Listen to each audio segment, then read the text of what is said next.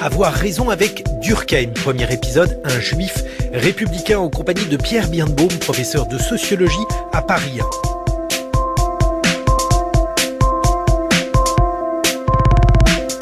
Comment Durkheim, cet homme qui se pensait comme français, juif, socialiste et sociologue, a donné corps à notre modernité républicaine? En quoi cette intelligence inquiète a pressenti les questions qui nous assaillent depuis les convulsions du monde du travail jusqu'au problème de la laïcité? Nous avons oublié Durkheim, mais lui ne nous a pas oubliés.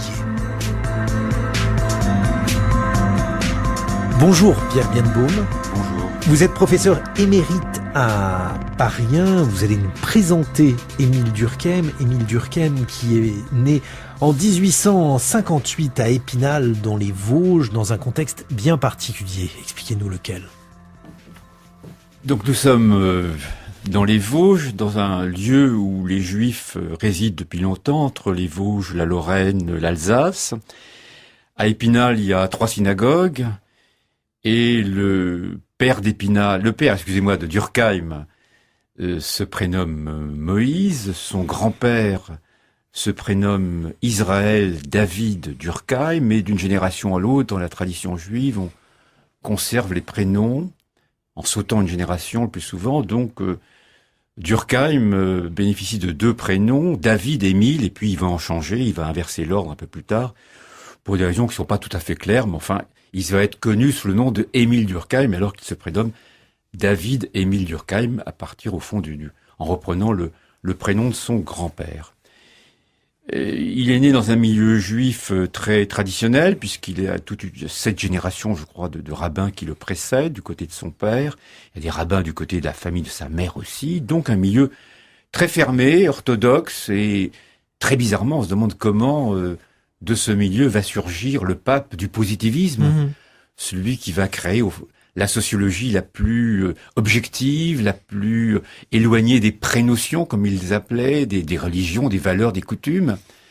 Celui qui va incarner au XXe siècle une exigence d'analyse quantitative, rigoureuse, mathématique, l'analyse multivariée qu'il va mettre en place dans le suicide. Donc il y a une sorte de double perception de ce personnage, ou double interprétation de ce personnage, à la fois comment est-ce qu'il peut être à ce point lié au monde juif, et comment peut-il être à ce point l'incarnation, la figure de la sociologie positiviste. Et ce que l'on sait aujourd'hui, grâce à vous d'ailleurs Pierre Birnbaum, c'est que cet homme était extrêmement proche du judaïsme, qu'il parlait probablement hébreu, qu'il avait une culture religieuse juive. Alors, il parlait hébreu, je n'irai pas jusque-là.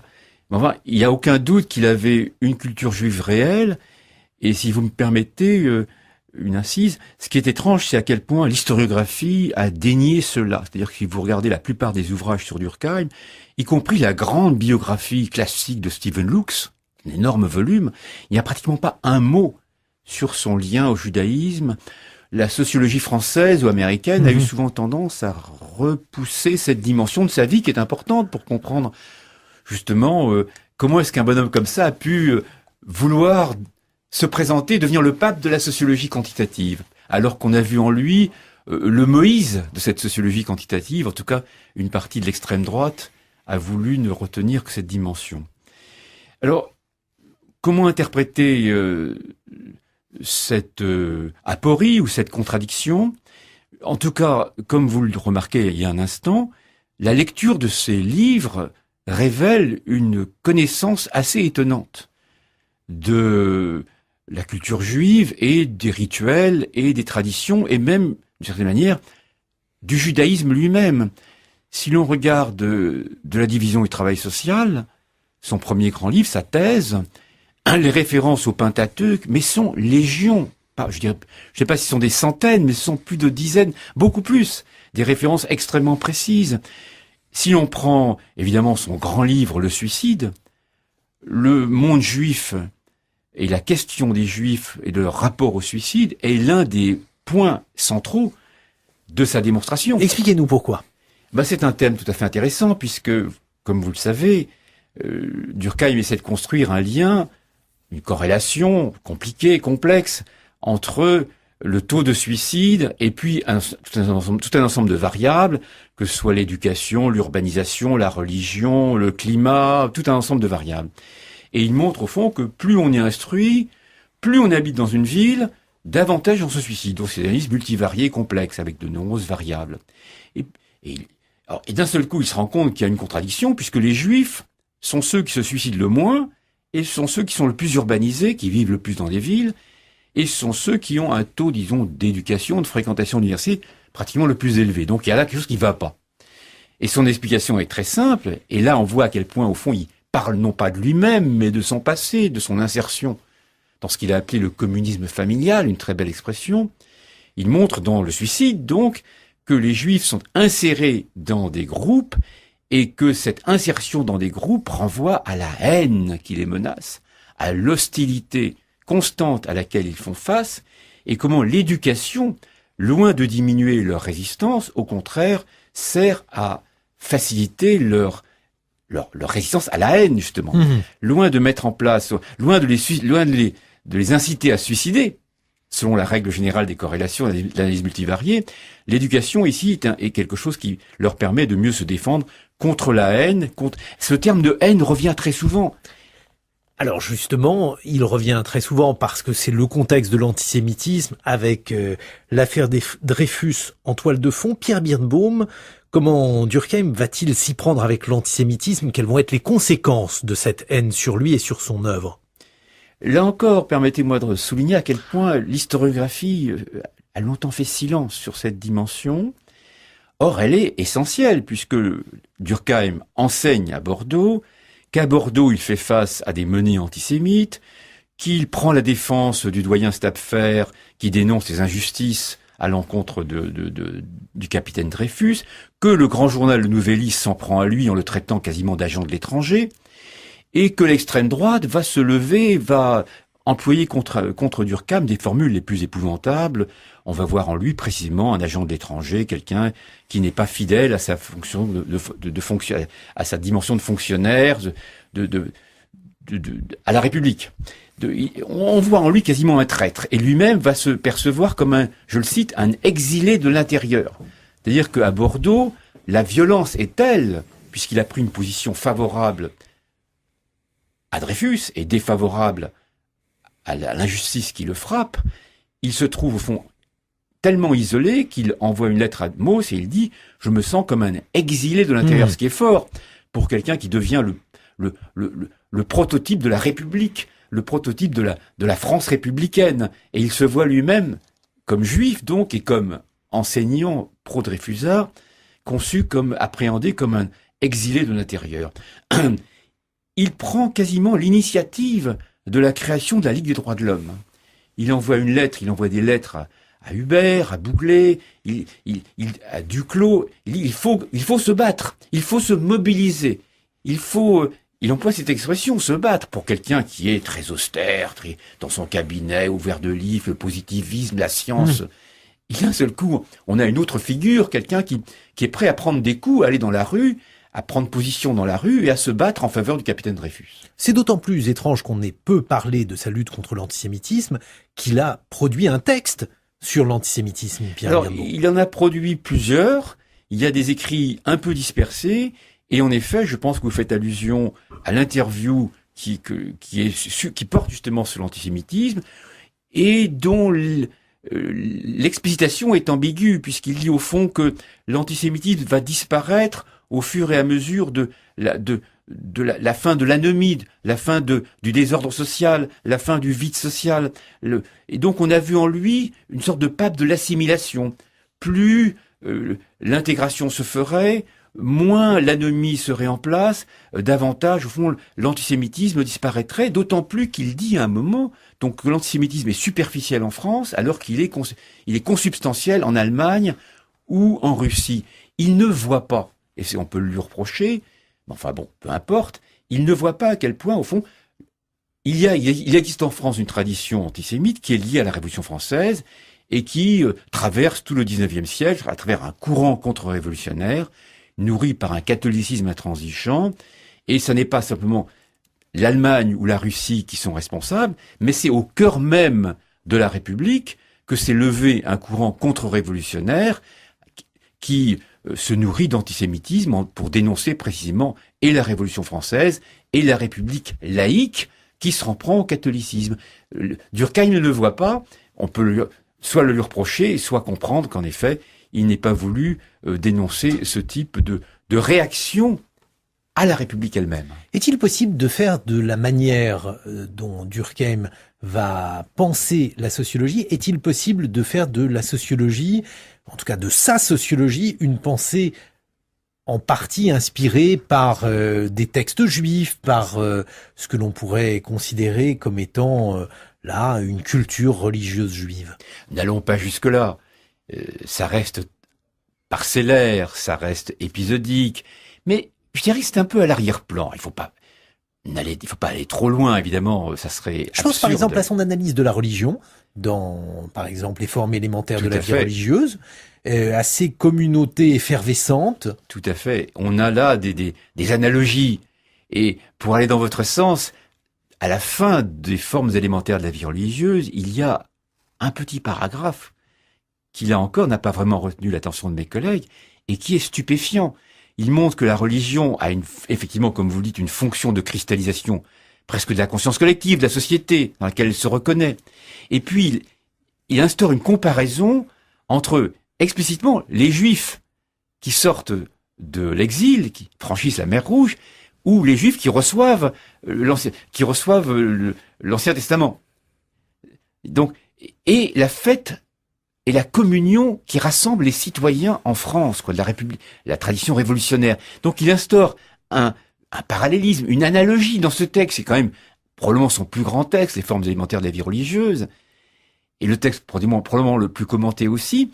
Et il se termine sur ce parallélisme, sur cette analogie, c'est-à-dire que pour aller dans votre sens, à l'arrière-plan de sa construction et de son analyse, soit du suicide, soit de la religion, on trouve, d'une manière ou de l'autre, une conscience de son insertion dans une forme de sous-société, de communauté, de communisme familial, qui protège précisément de l'anomie, de la désorganisation sociale, et qui, jusque dans la modernité, jusque dans la division du travail organique, protège les acteurs. Mais alors, c'est ce qui fait de la pensée de Durkheim relative à la religion une pensée ambivalente, parce que d'un côté, il est républicain et laïque, de l'autre, il est compréhensif vis-à-vis des formes religieuses, Pierre Birnbaum. Mais écoutez, vous résumez très bien cette ambivalence et le fait que, au sein même de la République qu'il veut de plus en plus laïque, subsiste une forme de cohésion nourrie par la laïcité, qui elle-même, peut-on dire, prend une dimension religieuse, car elle assure la cohésion sociale, elle permet aux acteurs de demeurer à la fois des individus, tout en étant des personnes membres d'une communauté, des citoyens participant à un espace public commun. Mais alors, qu'y a-t-il de représentatif chez Durkheim de ces juifs républicains? Parce qu'il n'était pas le seul. La République a été pensée par des savants. Certains de ces savants étaient juifs. Qu'ont-ils de commun, qu'il s'agisse de Durkheim ou bien de Mauss que vous avez cité, Pierre Birnbaum? Je dirais que Durkheim, je l'appellerais volontiers un juif d'État, comme je les ai nommés il y a bien longtemps, alors que Mauss est plus prudent dans cette affaire-là. Et Durkheim le lui reproche dans une très belle lettre où il lui dit « Mais tu devrais participer aux fêtes, comme je le fais moi-même, aller à Épinal, tu ferais plaisir à ta tante, et respecter le kippour, t'habiller, suivre les rituels, qu'est-ce que ça peut te coûter ?» Et donc Durkheim est quelqu'un qui, dans son fort intérieur, pas dans sa pratique explicite, reste juif, lié à une vision, à une histoire, à des sociabilités, à une mémoire, et dans sa fonction de professeur d'université, dans sa théorie de la sociologie, cela est repoussé complètement à l'arrière-plan, très largement à l'arrière-plan, puisqu'il construit, au fond, une sociologie positiviste. Est-ce que l'on peut considérer que cet élément est tempéré par d'autres, par exemple par son socialisme? Pierre Birnbaum, dans quelle mesure est-il un homme de gauche et qu'est-ce que la gauche de Durkheim?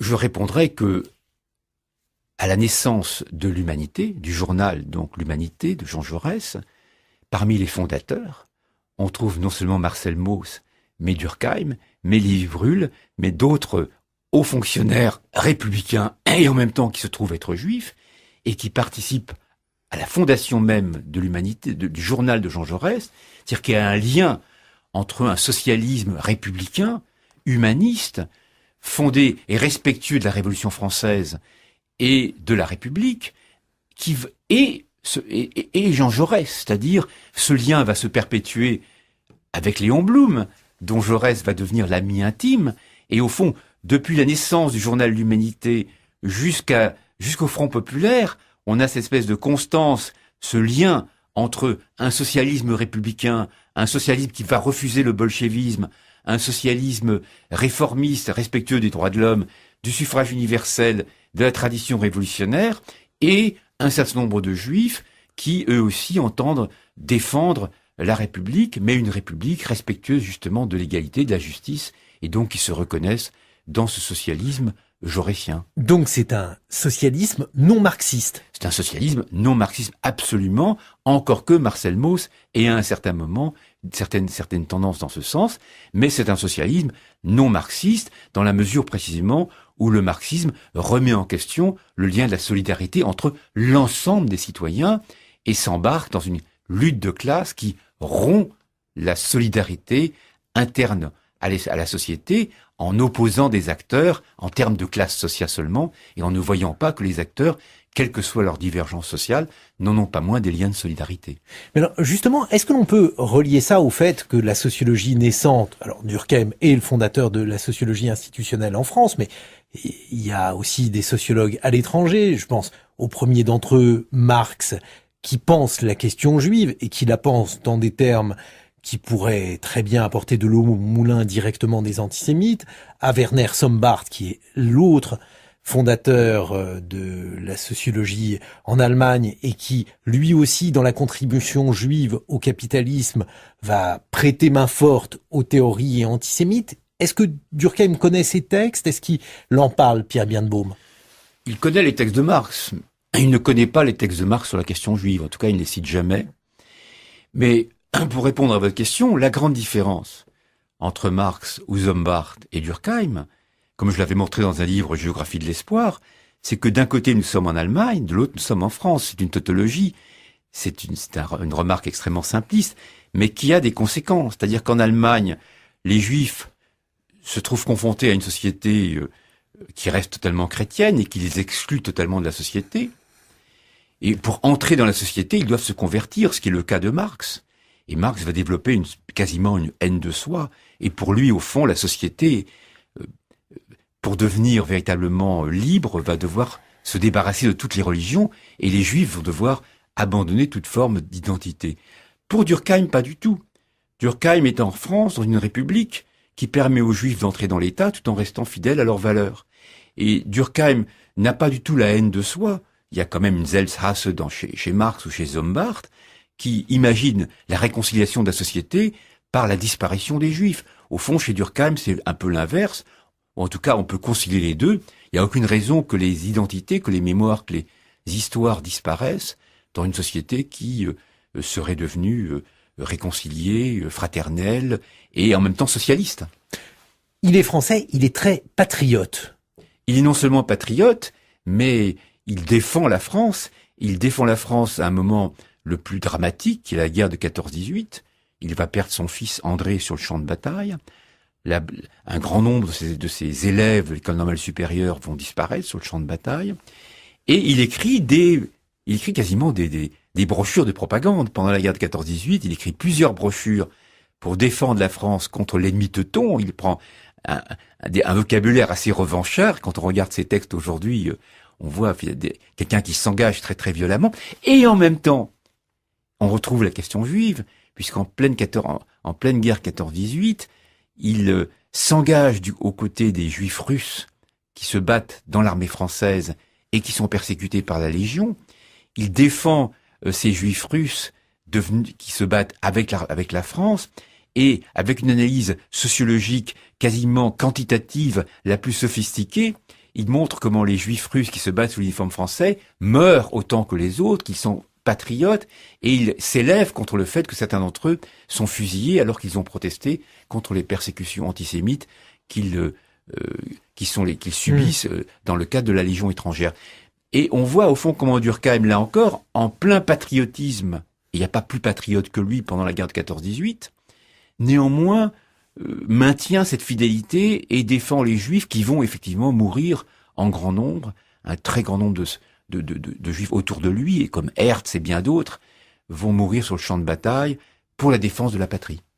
On a donc ce patriotisme, on a un républicanisme de Durkheim. Est-ce que l'on peut dire qu'il a donné un certain nombre de piliers à la République, que son œuvre a contribué directement ou indirectement, Pierre Birnbaum, à l'édification de la République? C'est incontestable, ne serait-ce que par son action sur l'éducation, son attention portée en permanence à l'éducation, à l'école.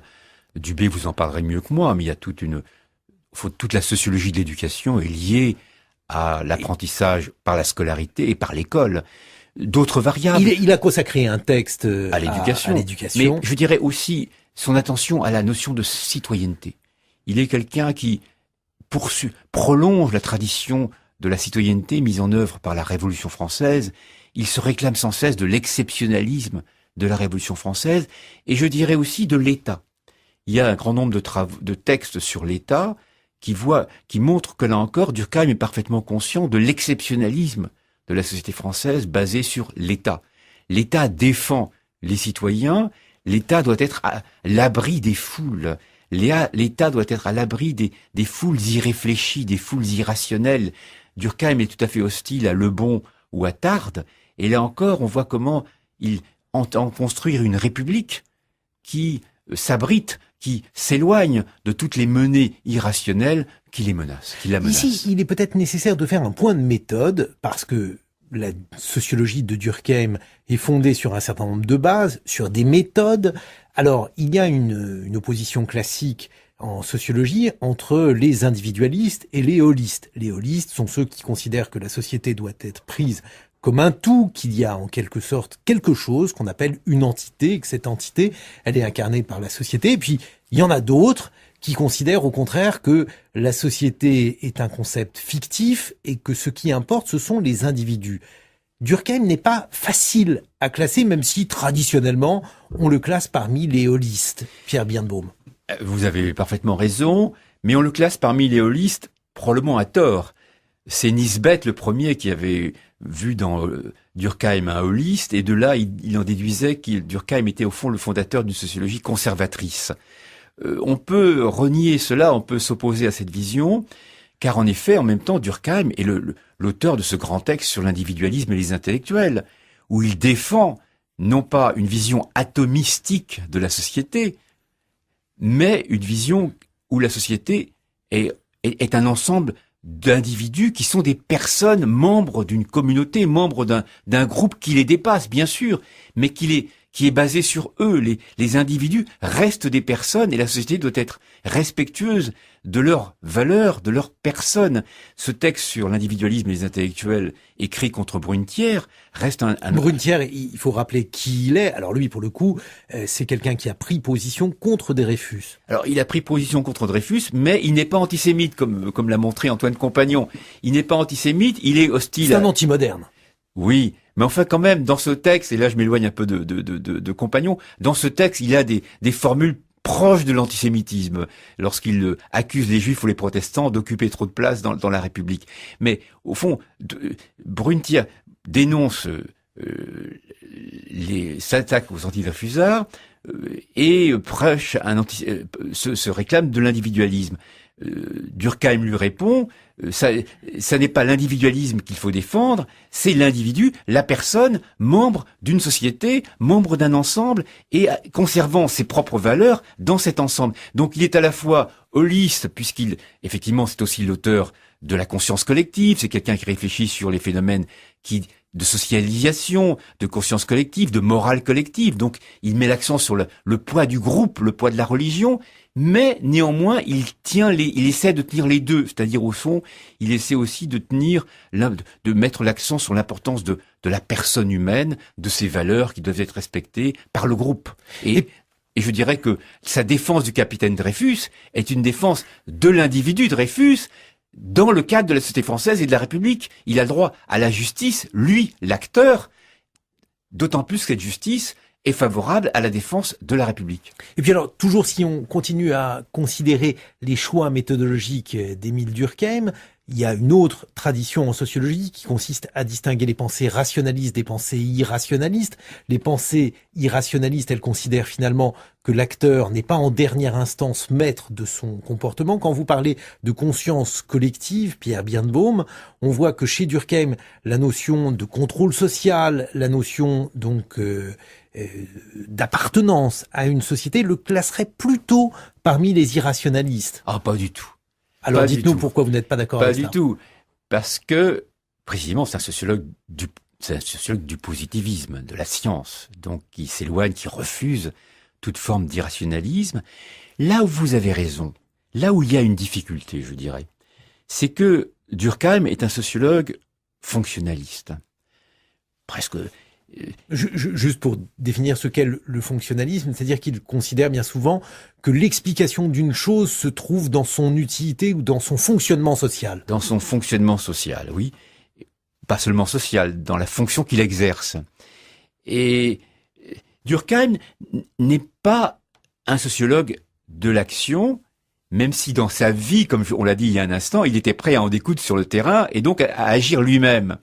Mais dans sa théorie, dans sa sociologie, c'est un sociologue qui met davantage l'accent sur la fonction et sur le système et sur l'insertion de l'acteur dans la fonction qui est la sienne. Donc là, vous avez tout de même un peu raison, il y a une sorte de contradiction. Et on peut dire que pour Durkheim, l'action est liée à la fonction. Pierre Birnbaum, il faut dire également à quel point il a été difficile pour Émile Durkheim de faire accepter la sociologie, puisque rétrospectivement, pour nous, il semble évident qu'il y ait une discipline qui s'appelle la sociologie. Pour Durkheim, de son point de vue, marginalisé comme il pouvait l'être en tant que juif, en tant que porteur d'idées nouvelles, l'entreprise n'a pas été simple. À tel point qu'on voit dans la sociologie l'importation de l'Allemagne, la haute culture allemande, que ce soit Dombès, Maurras,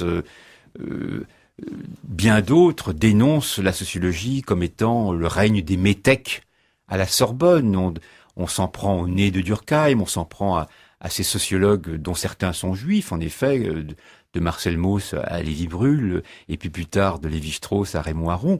Mais ça n'est pas en tant que juifs qu'ils font de la sociologie, ils construisent une sociologie de type universaliste, qui est valable pour la société elle-même et non pas pour...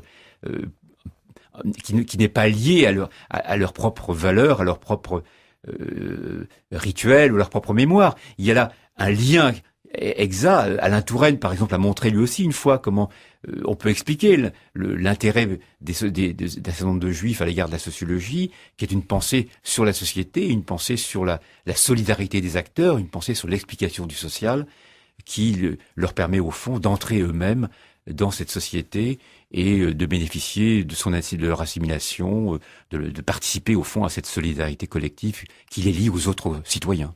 Merci Pierre Birnbaum. Je rappelle le titre de 2 de vos ouvrages, Géographie de l'espoir, c'est aux éditions Gallimard, et y a-t-il des moyens de rendre les Juifs utiles et heureux? C'est la question qui avait été posée pendant la Révolution française, et vous revenez sur ce moment historique. C'est aux éditions du Seuil.